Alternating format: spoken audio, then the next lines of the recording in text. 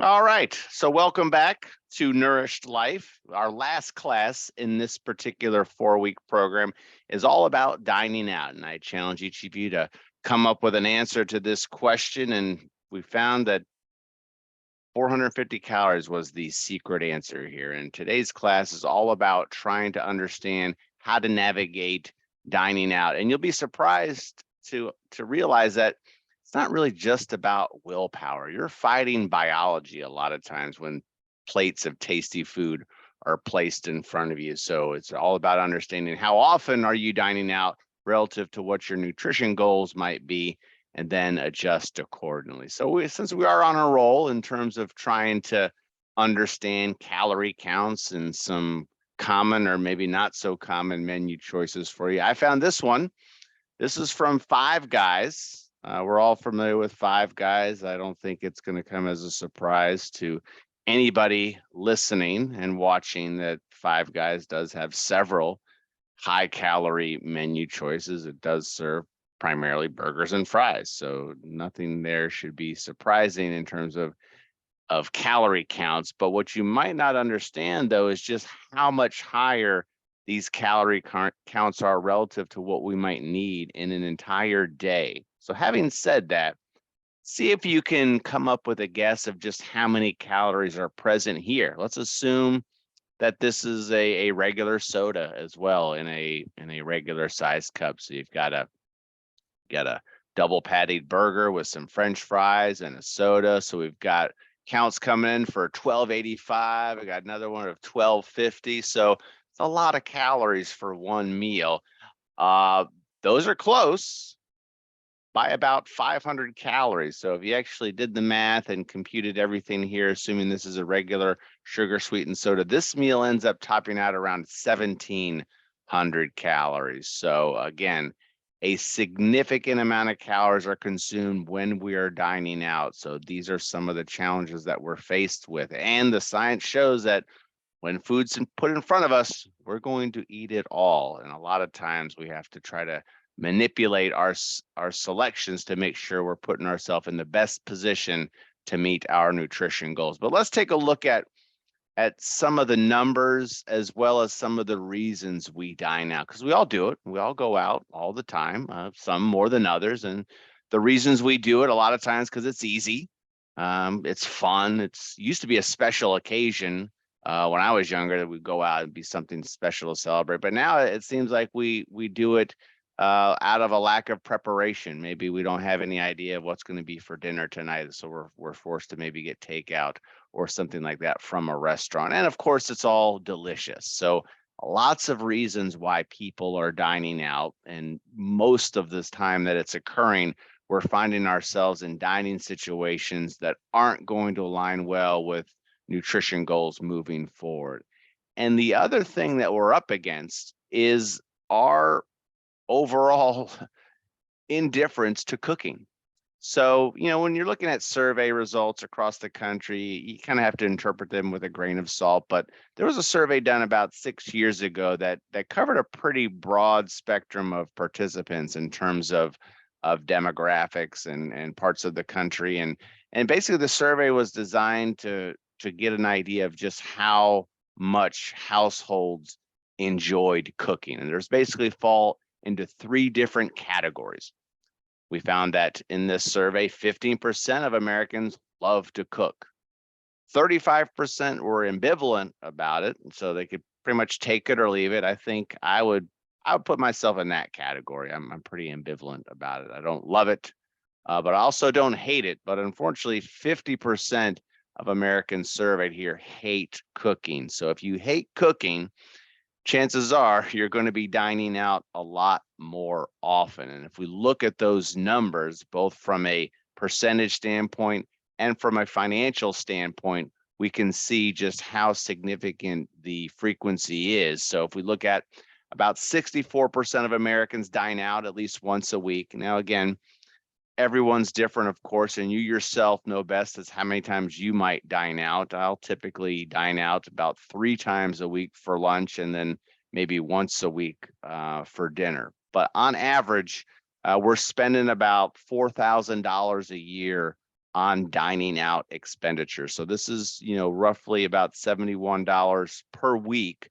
on top of whatever our grocery bill is. So a lot of these numbers may not be surprising to you, but more recently, we're seeing these numbers decline somewhat. So there could be a lot of inflationary impact on how often people are dining out, but we are seeing a reduction in the frequency of dining out relative to where we were maybe 5 years ago. So that is perhaps a challenge for some of the restaurants, but we are seeing a little bit of a dip in dining out frequency based on some of the surveys. But again, surveys are just more for general information. I always just try to apply it to myself and ask myself where I fit here and how is this going to matter to me. So when we look at the challenges for dining out, a lot of variables are working against you. Not listed on the slide is biology. When something's placed in front of us, we're going to want to eat it. But when you're dining out, you're also kind of giving up control to everything about that food item, how it's prepared, how large of a portion size it is, what type of ingredients are being used. Typically in dining out situations, you're seeing a lot more added fat and added sugar, which of course helps enhance the flavor and makes it difficult to have less of a portion of a particular item.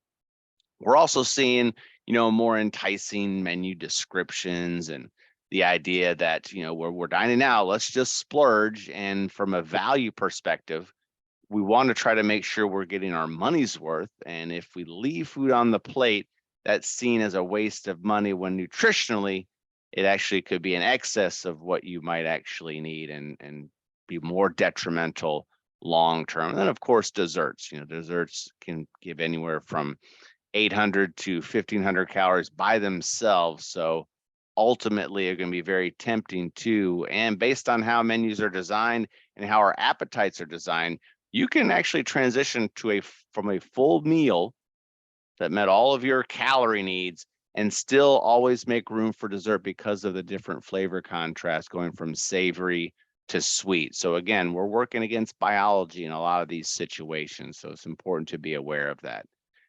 On your slide here, and again, as before, we will send out copies of these slides to everyone that got this email and is registered for the program, so you can do some of your own follow-up and some of the different links that are provided.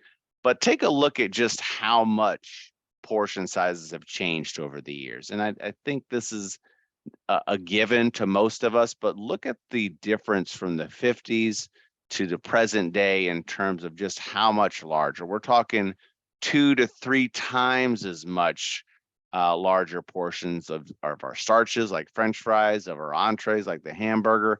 And then as far as sodas go, from 7 ounces to 42 ounces. So again, portion sizes, of course, have increased. It's nothing new, but what may be new to you is that the realization that, when we're given these portion sizes, it's not just willpower, it's our own biology. So one of the studies that was done in 2016 that got a lot of publicity, you may have read about it in the newspapers and seen it on the news, but there was a nationwide analysis of meals from 123 different restaurants across 3 areas of the country. So they basically targeted 3 cities. So one in the West, one in the Midwest, and one in the East. So Boston, San Francisco, and Little Rock had multiple cuisines. So there was Italian, there was Mexican, there was American, there was Chinese, there was Thai food. On average, when they took all of those different meal samples and they analyzed them, they found that the average meal was 1,200 calories for one meal. Of those different cuisines that were looked at and analyzed, the American menus, the Chinese restaurants, the Italian restaurants had the highest overall calorie counts of about 1,495 per meal. And when they did it in comparison to, let's say, a reference calorie target. So again, our nutritional needs are all differ based on our level of activity and what our health goals might be. But if we were to say, all right, let's set a standard target of about 550 calories per meal for most of us, over 90% of the restaurant meals analyzed exceeded that target. And again, It's not biology. The study's lead author went on to say that, when food's put in front of you, our mouth starts to water, our stomach relaxes in anticipation about what's to come, and we're ready to eat even when the food is there. And if you don't believe me, just think of how sometimes the powerful aromas of things like popcorn and chocolate chip cookies and cinnamon rolls would automatically induce you to want to eat them. So again, we're fighting against biology a lot of times when we're dealing with restaurant meals. So it's important to try to make sure that if we are going to be dining out regularly, we want to try to make sure we're keeping it to a more conservative frequency and try to minimize some of the reflex dining out or impulsive dining out that can occur when we don't have a weekly menu in place. This was another study that I wanted to point out when it looked at dining out frequency relative to causes of death.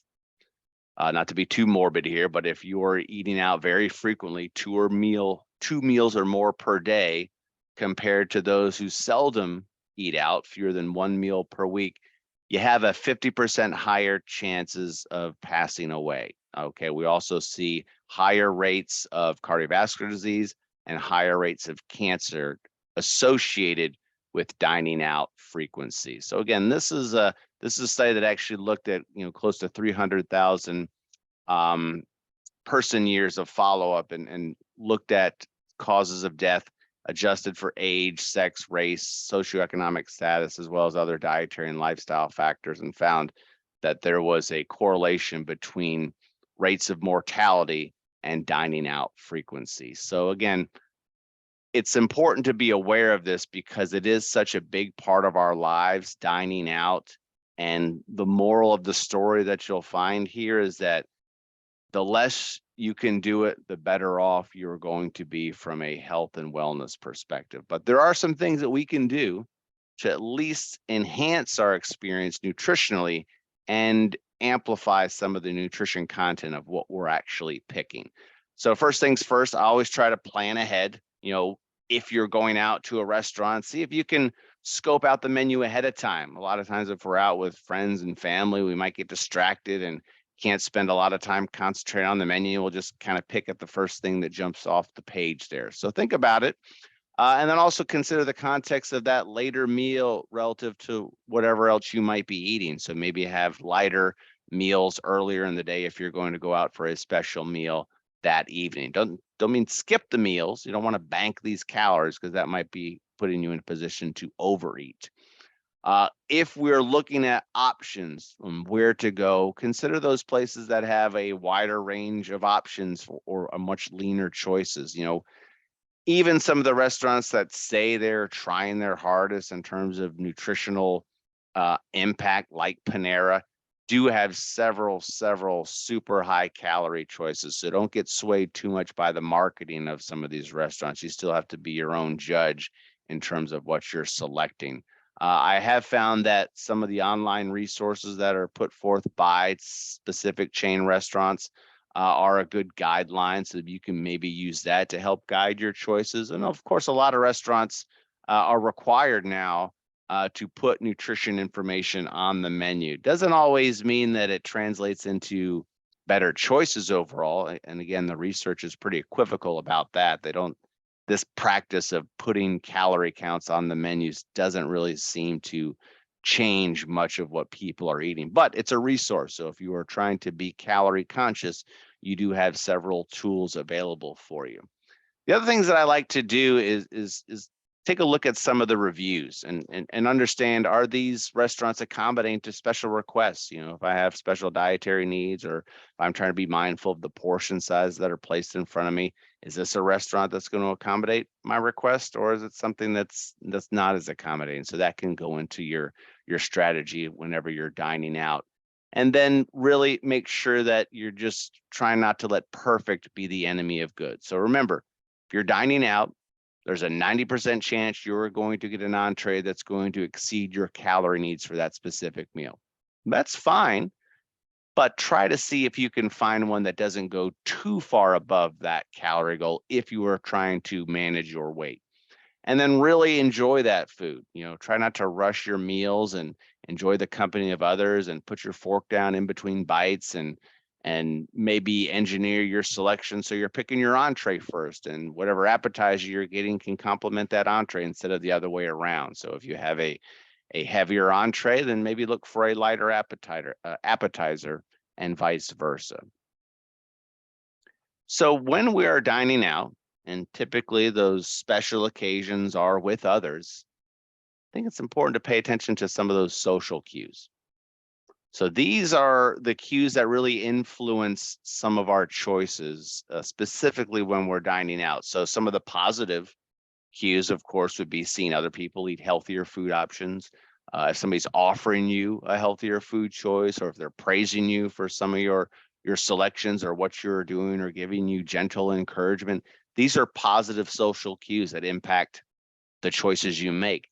Then there's the negative ones, where you're influenced by people eating higher calorie choices, or people complaining about what you are or not eating, and people offering you unhealthy foods. So the strategy here is to know what you're up against. Are you surrounded by people who are giving you positive cues or more negative cues? And you can plan accordingly and try to minimize your exposure to some of those negative cues by focusing on your own meal, being the first one in your group to order, or maybe discussing your goals with others. Say, hey guys, I'm trying to eat a little bit lighter these days, so I don't really need all that criticism.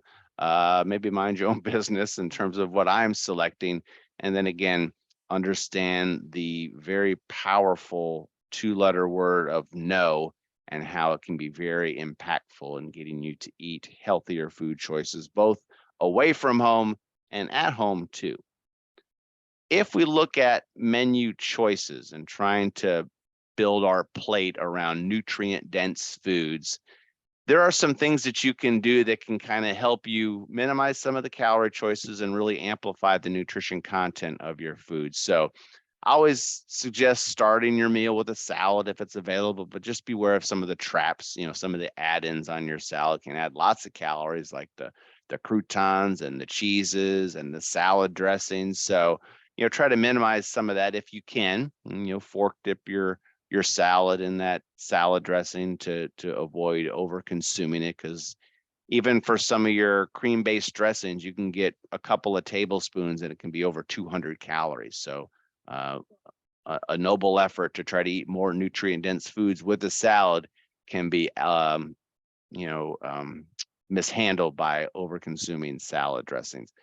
I always try to encourage people to choose a non-starchy vegetable as your side dish, because since we're already up against higher calorie counts in some of the entrees, this is a good way to maybe help minimize some of that. It's not an end all be all as far as rules go, but getting a non-starchy vegetable as a side dish and skipping the starch are good ways to help minimize calories. And this is something that I use a lot in some of our diabetes programs, because we're really trying to limit carbohydrate exposure if possible. So that's something that we can extend also to just general healthier eating if we're trying to minimize calories, because a lot of time the starches end up being vehicles for added fats anyway, whether it's a potato dish or a noodle dish or a rice dish.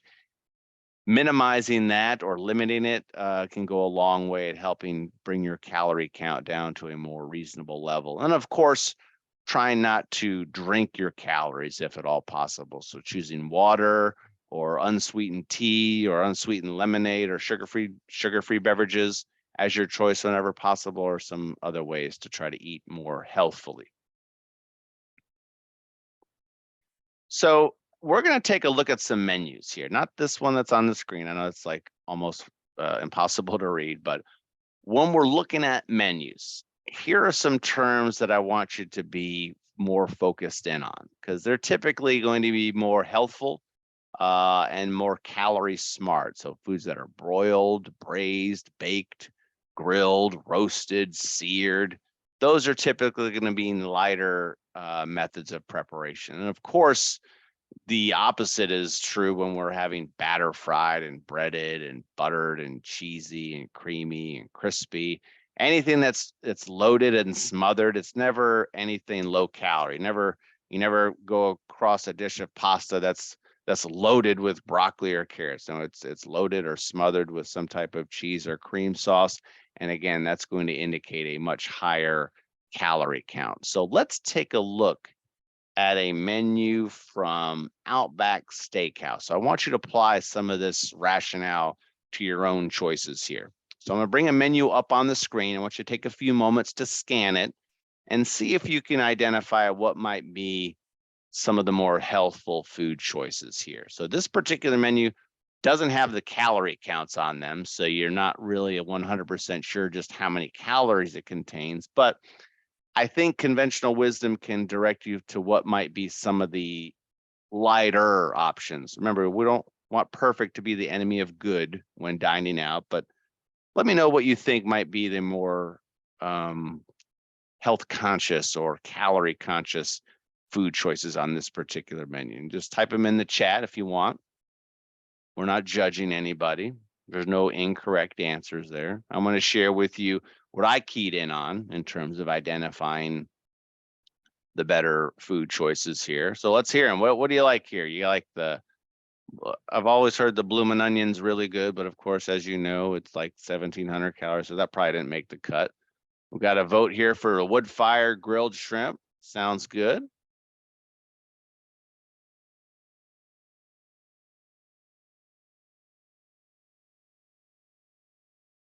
A 20-ounce porterhouse and a 22-ounce ribeye. That's more than a pound of beef. That's quite extensive. Grilled chicken on the Barbie. Seems like a sensible choice. The 6-ounce filet.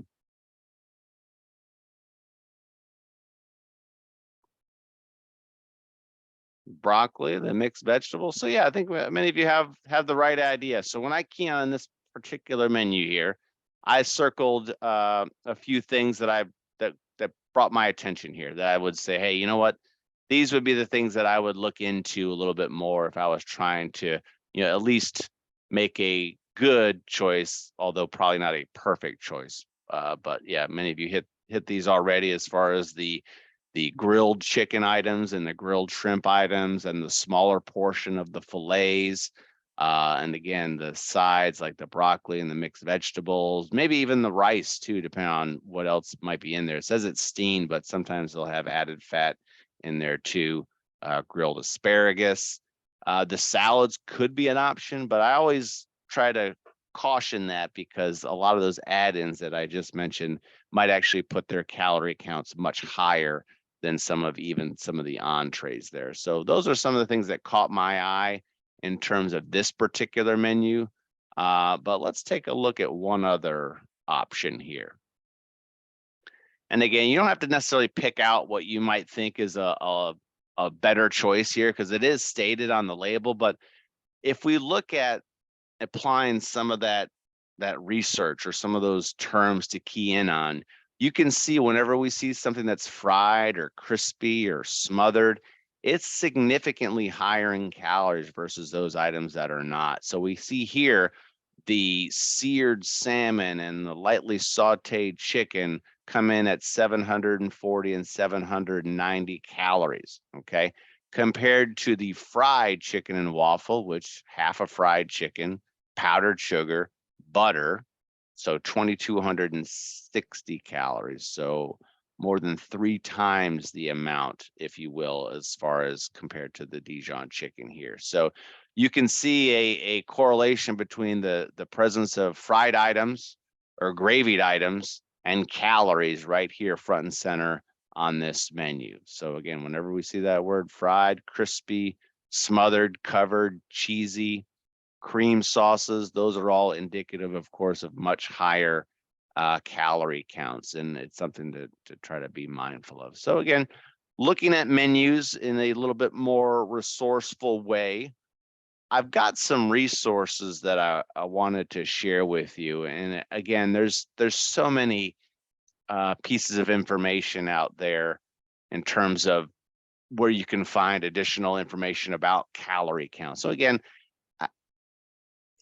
at the end of the day, I hate for us to be obsessing over individual calorie counts, but if you are trying to make lighter choices at area restaurants, that really is one of our best tools to do it. I just don't want it to dictate the overall day-to-day menu selections that you're having, because that's not going to be sustainable long term. We want to make sure you're still having a healthy relationship with food. But the whole point here is to share with you some helpful and economical resources there. So several websites: Calorie King, MyFitnessPal, Fooducate. I even put a link here to one of our UF Health resources. There's a pretty good web page there all about dining out, and it's breaking it down, not just on some of the general tips that we talked about, but how to apply it to specific types of cuisine, whether it's Mexican, Italian, and so forth. When you're looking at some of these apps like MyFitnessPal and Lose It, which are some of the more popular apps, there is a lot of opportunity for community inputting of data. So what that means is it's not always accurate. So you're kind of under the, you're actually looking at other people's entries for certain food choices. So you have to kind of use that, just be cautious with that information, because they're not always accurate. The most accurate tend to be those from the actual restaurant themselves. So they're the ones that are kind of putting out usually the most accurate information. So there's no community inputting, like a nutritional Wikipedia, if you will, of nutrition information. So you don't always get the best results that way. So instead, use some of the restaurant websites if you're looking for nutrition information as it relates to nutrient content. But I've also found that this guide here is a pretty good resource too. And it's a very small book. It's, maybe like I had to guess, it's like a 5-inch square book that, easily portable. Even if you wanted to get as over the top as put it in your back pocket, you could. There's also an app for it too, you can download for your phone. But the book itself features a lot of different restaurant chains and their nutrition content too. And you can find it every year. There's a new edition that comes out, and anywhere from $10 to $15, depending on where you're purchasing it from. But it's a pretty good resource. It's an extension of the Calorie King website there too. So you can kind of navigate that website and take a look around and see if it might be something that matches your needs. But again, it's all about just understanding the information, even when you're looking closely at calories, and you just kind of hits you right there. It's like, oh yeah, it's not surprising to know that a fried chicken and waffle is high in calories, but what is surprising just to realize just how much higher in calories. And I think that's some of the, potential benefit of using calorie information, even if it doesn't apply long range to a lot of people's menu choices. A couple of things to be mindful of when we're looking at dining out or dining away from home. Just be strategic. Try to stick to your usual meal schedule. If you can, use the plate method for your food choices on weekends and special occasions, and be mindful of alcohol consumption, not just from a calorie standpoint, but it also kind of lowers our inhibitions, which can also apply to more healthful food choices too. So again, when we're looking at eating away from home, it's all about trying to be mindful of that plate method and applying it to our food choices too. Other strategies that can be done is, asking for support, and if it's a special occasion, you're going out to eat somewhere, maybe have a light snack beforehand so you're not going in too hungry. Asking for support in terms of some of the nutrition changes you're making, always trying to make sure you have room for physical activity so we can kind of burn off some of these calories and also keep our heart health where it needs to be. So some things to think about in terms of dining out solutions moving forward.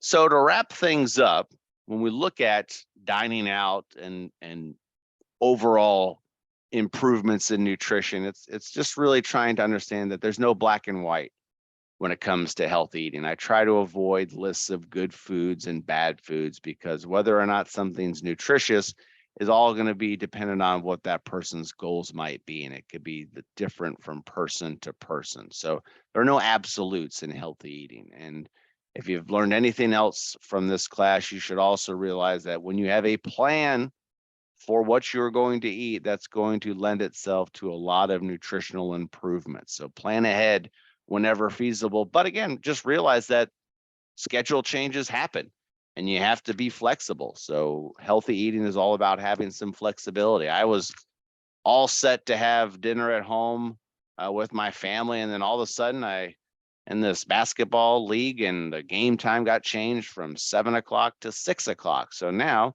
we're probably going to have to get something quick and fast through a drive-through window because of that schedule change. And there's just no other way around it today. So that happens.